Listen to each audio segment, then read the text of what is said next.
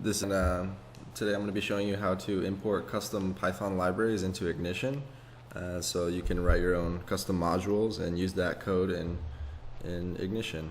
So without any further ado, let's get started.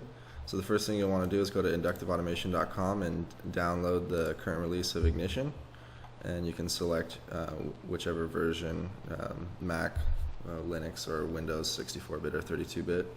So I've already done that. So the first thing I want to demonstrate here is writing a Python library and saving it to the user lib folder. So when Ignition installs, it's going to install into your C program files, inductive automation, Ignition directory. So in this Ignition folder, this is everything that's data pertinent to the Ignition gateway. So under user lib, we'll want to go into pylib. And I've already made a file. It's called mylib.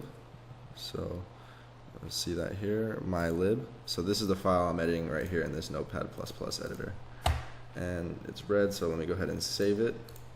So it'll load in the changes, and you'll notice the gateway here on the left. I have the designer open, and it just said executing task, finish. And what it did is it went ahead and loaded in the new module. Let's see if we can see that in the console. Pylib, change listener, updating pylib contents from gateway. So that's the indicator that the changes were saved. So let's go ahead and run this code. So I've got the script playground open. So under tools, script playground, you'll have this little interactive script tester. So to show this works, I'm going to go ahead and try to call hello world. And it's going to go ahead and error out because it doesn't know what hello world is. So let's go ahead and import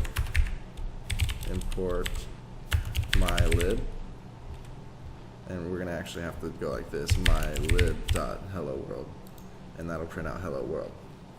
And so the reason why it gave me that name error is because hello world wasn't defined, so we need to import this file right here because it's not imported by default into our code before we can run it. If we wanted to just say hello world, we could say from mylib import hello world, and then I think both of these should still work. So mylib.hello world or just hello world. So so let's go ahead and add a little bit more code here. I actually want to make a class just to demonstrate that, and we'll call this my class, and that's going to be inheriting an object. And we're going to have to define the custom method, or the special method, the double underscore init, and that's going to take self, and we're just going to say pass for now. And just to show the difference between the init method, this method always gets called when you initiate a new object of this class. And this function, this method right here, is something that you can call on it. So let's say print name. It's going to take self, and a self is just a reference to the class, the individual object of this class, and we'll just demonstrate that in a second. If you're not too familiar with classes in Python, I'll include a link to a video that I found pretty useful that demonstrates them a little bit more, but for this tutorial we're not going to go too far into that. But let's just say print my name, which is Zach. Okay, now let's go ahead and save that, and I promise this will make sense in a second. So let's just import mylib again, and let's say, just to show it's still working, mylib dot hello world. I'm going to call that that function. Okay, that still works. So now let's initiate a new instance of this class, and I'll show you how that works. So we're going to assign it to a variable called me, and we're going to say mylib.myClass, and there it is. So now me is an instance of this class. So I can say me.printName, and it'll print Zach. But let's, to demonstrate the power of classes, let's go ahead and make this a little bit more dynamic. So, and we'll kind of highlight this double underscore init method. So when we initiated this instance of this class, mylib.myClass, we didn't pass any arguments.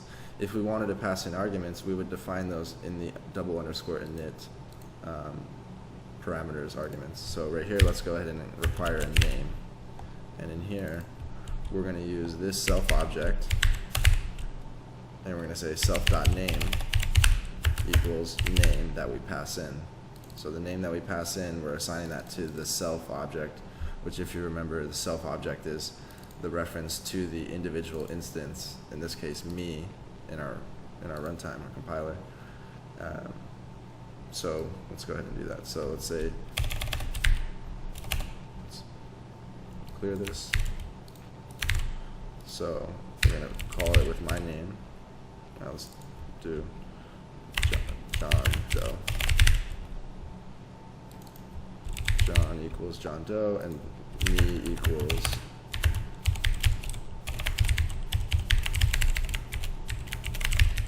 so we can go ahead and say, oh, I gotta save.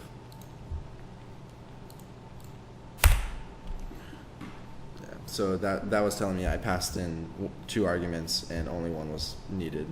So now we have 2 arguments, self, which is automatically being passed in always on any function definition within a class, and then whatever you pass in when you initiate this new instance of this class. So we have 2 objects of my class, John and me.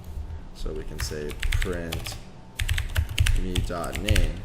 So without the brackets, without the braces right here, we're just saying print me this attribute of this object, which we defined up here, self.name equals name. And we can say print John.name. Okay.